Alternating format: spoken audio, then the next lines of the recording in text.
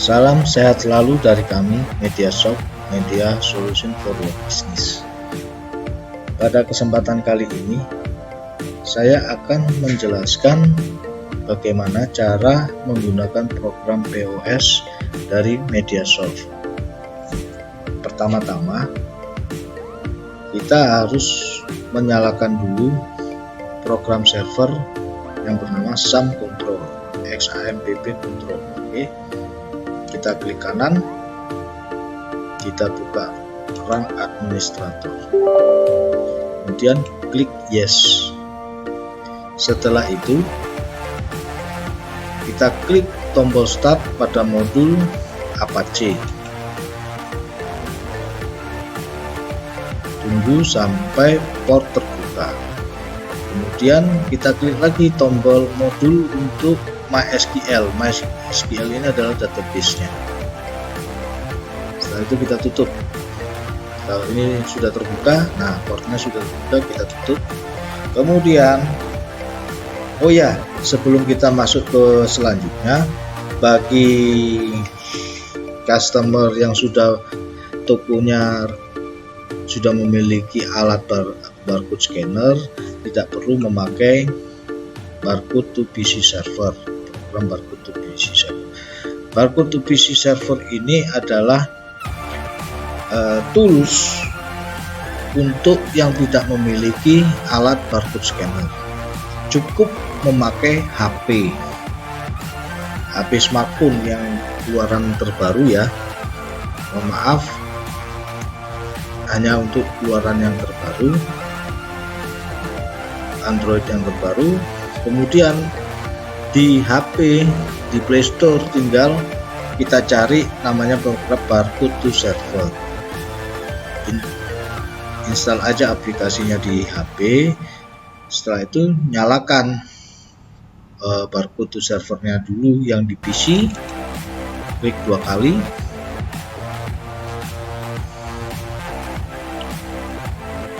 Ini saya menggunakan barcode scannernya memakai HP.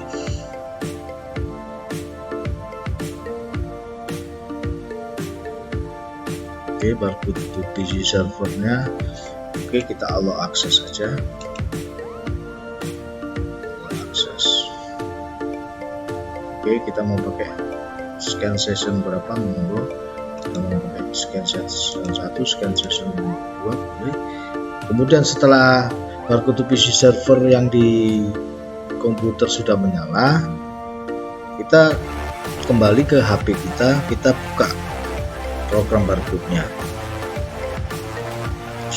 Di program barcode-nya akan muncul barcode to PC. Itu remind me later saja. Oke, kita mau menggunakan scan session 3 atau scan session 2, monggo terserah, tergantung kita sudah menciptakan yang mana.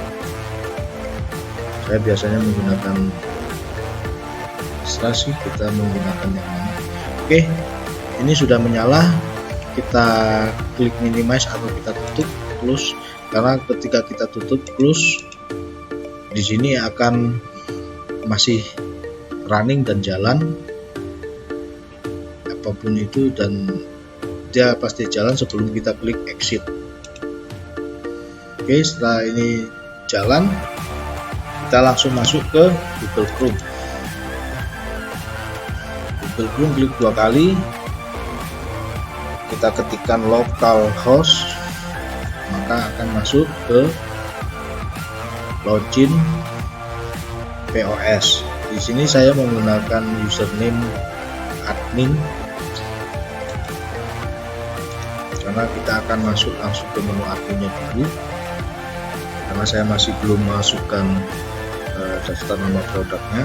Oke, kata sandinya kita masukkan. Setelah masukkan, kita login, masuk, enter saja, dan berhasil masuk. Nah, di sini kita akan disuguhkan atau program akan menampilkan menu dashboard yang seperti ini, dimana tampilan awal bagi admin ini adalah untuk memonitoring penjualan hari ini, penjualan, pembelian, retur penjualan, dan retur kembali.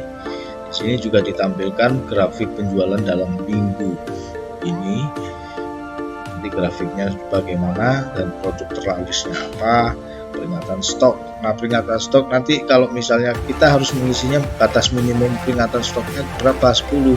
Kalau misalnya stoknya tinggal 10, ada yang mau beli 10, peringatannya 10, sisa stoknya 10, maka nanti akan tampil di sini bahwa stok sudah mencapai batas minimum. Artinya siap-siap untuk restock. Produk terlaris seperti ini, produk terlarisnya siapa nanti akan ditampilkan di sini. 5 pelanggan teratas, pembayaran dikirim dan diterima, dan penjualan terbaru. Ini kita monitoring, admin harus memonitoring ini atau owner yang memonitoring ini semua. Di sini pertama-tama kita langsung klik, karena loginnya adalah owner. Ini saya pakai avatar sebagai owner. Di sini kita bisa mengedit untuk profil. Nah, kenapa profil? Ini sebagai admin, jadi nama alamat email ini adalah alamat untuk login kita sebagai admin ataupun owner, hanya untuk admin dan owner. Kata sandinya apa, dan ini untuk gambar pengguna. Ini cus gambar pengguna itu ya avatarnya ini, CEO-nya ini, post retail. Ini terserah kita mau ngisinya, semua sesuai identitasnya owner saja. Identitas toko juga boleh, tapi yang berhak masuk ke dalam area admin adalah owner dan orang yang dipercayakan owner, karyawan yang dipercaya oleh owner itu yang bisa masuk ke menu admin ini, dashboard admin. Oke, setelah kita simpan maka nanti akan tersimpan, dan kalau mau login baru lagi bisa. Oke, kita harus kirimkan ini, simpan ya. Kemudian kita ke menu pengaturan dulu. Kita mengatur di mana mata uang defaultnya apa, Indonesian rupiah. Ini bisa kita create mata uang default ini di menu setting ya, menu pengaturan setting, pengaturan sama dengan setting. Di sini ada mata uang. Kita buat dulu, kalau masih belum buat ya kita buat dulu. Di sini ada pengaturan mata uang, IDR Indonesia rupiah, dan tampilan untuk membuatnya seperti ini. Kode mata uangnya apa, misalnya IDR, nama mata uangnya Indonesia rupiah, simbolnya Rp. Itu aja sih. Setelah simpan udah masuk ke sini. Oke, kita kembali ke pengaturan ya, pengaturan sistemnya. Oke, di sini ada ubah logo. Ini alamat default email dari owner ya. Ini ubah logo. Ubah logo adalah logo perusahaan. Oke, logo perusahaan, nama perusahaannya apa, telepon, dikembangkan oleh siapa. Ini dikembangkan oleh Mediasoft ya. Ini terserah, bisa dengan ganti juga nggak apa-apa. Oke, bahasa bawaan adalah bahasa Indonesia. Di sini ada banyak pilihan bahasa, tapi terutama kita harus karena kita di Indonesia, kita menggunakan sebentar ya, ini agak mengalami. Oke, karena kita di Indonesia, kita memakai bahasa Indonesia. Atau kalau mau pengen yang prefer bahasa Inggris, kita pakai bahasa Inggris. Kita pakai bahasa Indonesia aja ya, nggak untuk Inggrisan. Oke, pelanggan default. Di sini settingan defaultnya saya pakai pelanggan datang langsung. Ini pelanggan default, pelanggan datang langsung, belum jadi member ya. Oke, gudang bawaan itu ini masih belum saya isi. Oke, sebelum mengisi ini, caranya mengisi gudang bawaan adalah di pengaturan gudang. Oke, kita ke pengaturan gudang ya. Pengaturan gudang, kita buat nama gudangnya dulu, gudang Kalau lebih dari satu gudang, kita bisa menciptakan buat lagi gudang-gudang yang lain, atau ini bisa juga berfungsi sebagai toko. Oke, gudang, katakanlah gudang utama ya, gudang utama. Ini sudah kita pilih sembarang aja. Negaranya Indonesia. Kotanya adalah gudang utama berada di mana? Misalnya di Surabaya. Alamat emailnya gudang utama @gmail. Ini harus diisi ya, harus meng-create alamat emailnya gudang utama ini ya, gmail.com. Terserah mau membuat baru ya monggo, nggak membuat juga apa. Kalau itu ingin mengkoneksikan dengan internet, kalau tidak ya tidak apa-apa, tidak ada masalah. Gudang utama, atau kita cuma punya satu gudang. Ini saya contohkan dulu untuk memiliki lebih daripada satu gudang. Kode posnya sembarang ya, kita kirimkan. Oke. Kalau lebih dari satu gudang, kita buat lagi gudang yang kedua adalah gudang penjualan. Indonesia.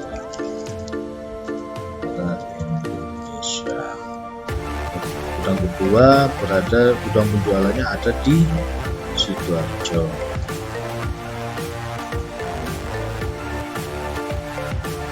Emailnya atau toko juga boleh sih, toko buat di Sidoarjo. Ini nanti adalah peralihan barang aja, kalau misalnya stok ada bisa kita pindahkan antara dari gudang yang ada stok ke gudang yang tidak ada stok. Oke, gudang penjualan.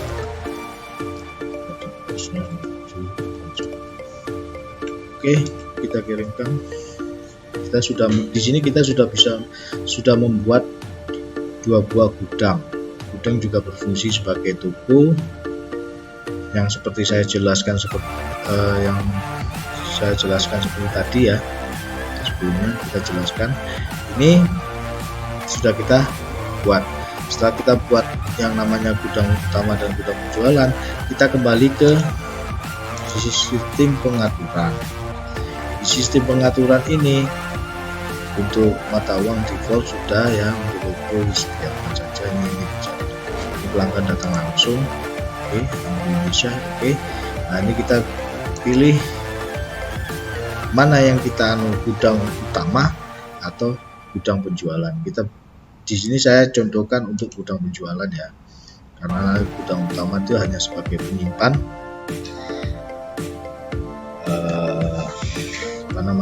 barang stok. Tapi atau terserah tunggu intinya itu tadi yang saya jelaskan di awal tadi. Oke, kita kirimkan, kita simpan, berhasil diperbarui. Oke, setelah berhasil diperbarui, kita sudah menyeting ini. Sudah di sini adalah peringatan stop karena stopnya masih belum kita setting. Ini adalah bahasa dan ini adalah full screen. Kalau monitor isinya ini touchscreen ya, dan ini menu POS ini nanti untuk kasir. Di sini tampilannya cukup simpel sekali, saya perlihatkan ya. POS-nya cukup simpel sekali. Di sini ada pelanggan datang langsung. Di sini default langsung karena kita setting tadi di gudang penjualan. Ini defaultnya adalah gudang penjualan. Di sini kita cari produknya, kita bisa pakai scan barcode ataupun kita ketik manual ya. Daftar kategori barang, di sini juga harus ada fotonya. Daftar kategori merek juga sama, sudah pencariannya berdasarkan itu. Nanti di sini akan tampil produk-produk yang akan kita jual itu. Daftar list produk yang dijual oleh toko tersebut. dan di sini tinggal setelah kita input ini klik, nanti muncul akan gambar-gambarnya. Terserah, nanti bisa diklik gambar, oh ini produk ini mau dibeli, dia akan muncul di sini. Nanti ini saya akan contohkan, ini masih tampilan awal aja. Ini bahwa sesimpel ini pajak. Kalau ada pajak kita isikan pajak, tapi biasanya saya ngisi pajak ini di bagian ketika saya input daftar produk, diskon berapa, pengiriman ada diskonnya enggak, kalau ada diskonnya kita isi, ada pengirimannya pun, biaya pengirimannya pun kita isi juga, tinggal kita bayar, sudah selesai. Oke, kita kembali ke dashboard ya. Kembali ke dashboard, hanya klik yang di logonya toko. Oke, kita kembali kita lanjut ke input data produk. Oke, input data produk di sini ada menu unit, merek, kategori, cetak produk batang, daftar produk ataupun buat produk. Daftar produk ini daftar produk semuanya setelah kita input buat produk. Oke, kita langkah awal adalah buat unitnya dulu. Satuan dari produk tersebut apa? Piece atau unit? Misalnya kita unit, 1 unit atau 1 PCS, 1 piece.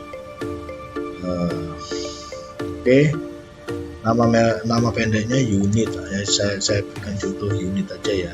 Unit dasar adalah unit. Kita kirimkan. Oke, berhasil dibuat. Nilai operasinya 1 unit adalah 1 piece, bukan paketan ya, ini 1 piece. Oke, unit berhasil kita buat, masuk sudah ya. Kita kembali ke produk lagi, kita buat input lagi daftar merek. Mereknya apa? Oppo.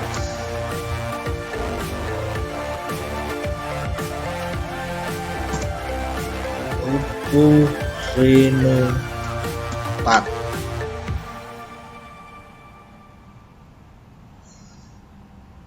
Mereknya Oppo Reno 4. Oke, Oppo Reno 4 dan deskripsi merek adalah smartphone. Terserah, ini deskripsi mereknya itu mungkin nanti bisa dijelaskan apa namanya, spesifikasinya ya, smartphone. Generasi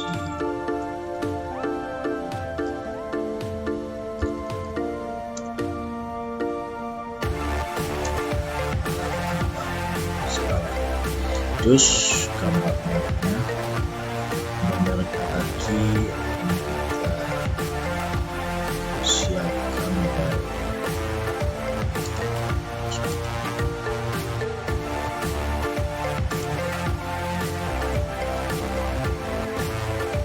Oke, merek ini telah dibuat. Oke, sudah masuk ya.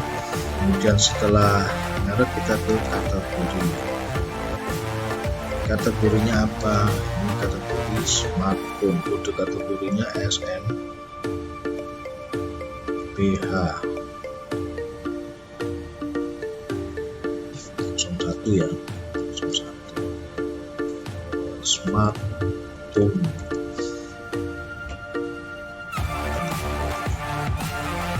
Oke, kita simpan. Berhasil kita buat. Setelah produk untuk kategori sudah berhasil kita buat, maka kita akan membuat produknya. Untuk cetak barcode setelah produk dibuat ya.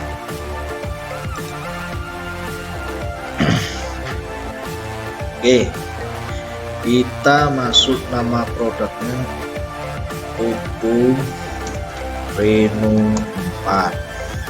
Kode produknya kita memakai barcode scanner. Mau pakai barcode scanner juga boleh, nggak pakai juga boleh. Mau pilihan sendiri ya nggak masalah. Saya biasanya memakai scanner barcode-nya dari produknya ini ya.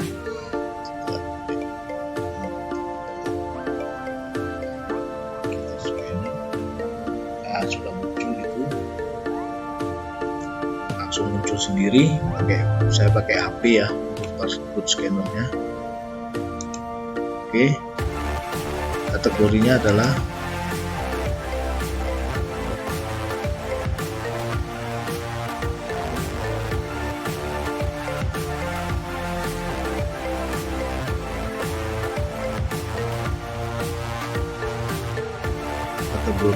smartphone, mereknya adalah Oppo Reno 4.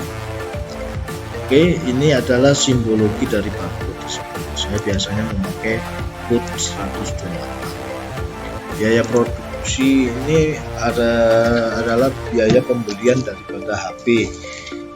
Kita kulaan, intinya kita beli ke supplier berapa, kemudian kita jual harga berapa. Katakanlah di sini saya beli harga 2.500.000, besar saja. Saya jual harga produknya menjadi 3.500.000.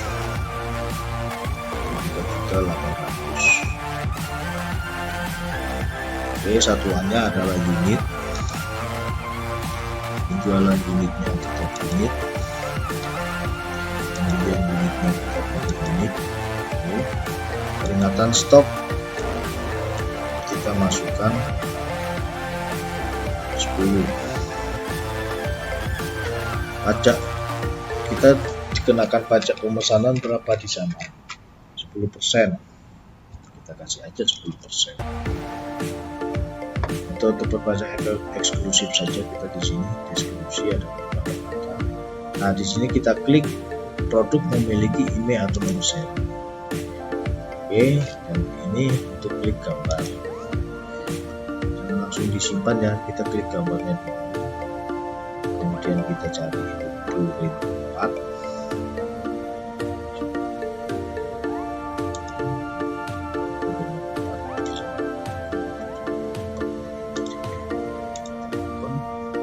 Kita tambah lagi juga bisa.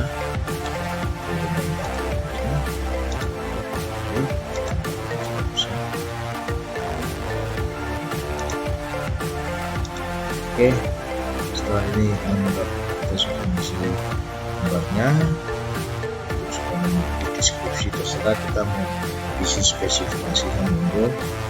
Saya tidak mengisi apa-apa di sini. Oke, kita kirimkan, kita simpan ini barangnya. Sudah tersimpan ya. Di sini akan terlihat. Nah, ini kodenya tadi, kode produk tadi. Kode produk ini bisa kita cetak atau ini bisa kita cetak. Kalau dicetak itu mencetak kita nanti akan muncul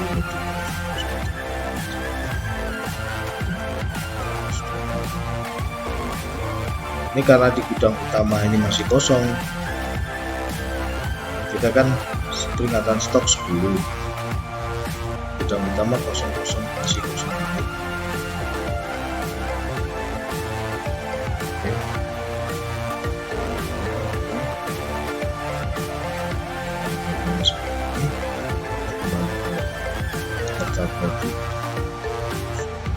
Ini kalau mau cara ngeditnya, kita edit di sini. Satuannya unit, penjualan unit, ya, unit, stok 10, eksklusif, oke. Setelah itu kita ke gudang.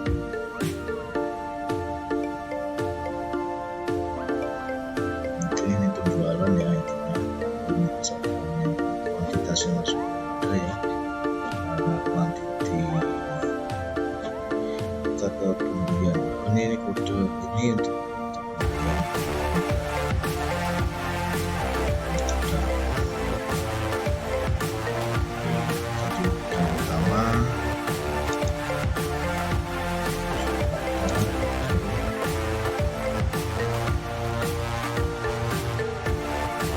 News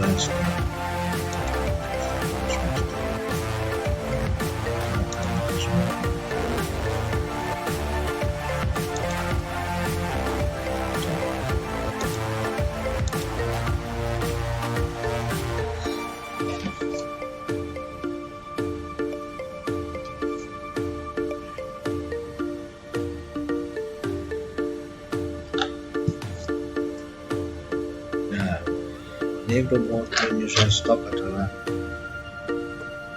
jumlah stok di gudang utama tanggal sekian. Ini kalau kita ngisinya tidak berdasarkan pembelian pada customer ya, pada supplier ya, bukan customer, maaf, bukan customer. Perbedaannya adalah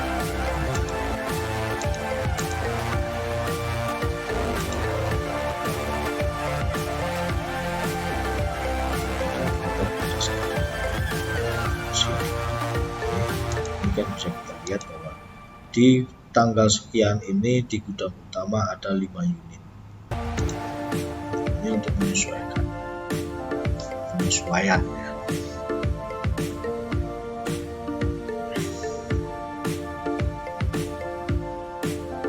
Nah, ini untuk buat pembelian. Daftar pembelian di masuk ada buat pembelian ya, pembelian.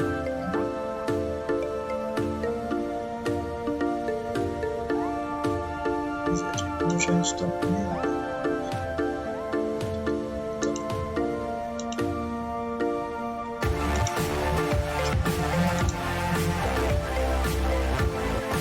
Daftar pemasok, ini pemasoknya tidak ada, pemasoknya tidak ada ya. Oke. Tadi kan kita sudah membuat produk, daftar produknya adalah ini jadwalnya karena kuantitas ini tersebut ada.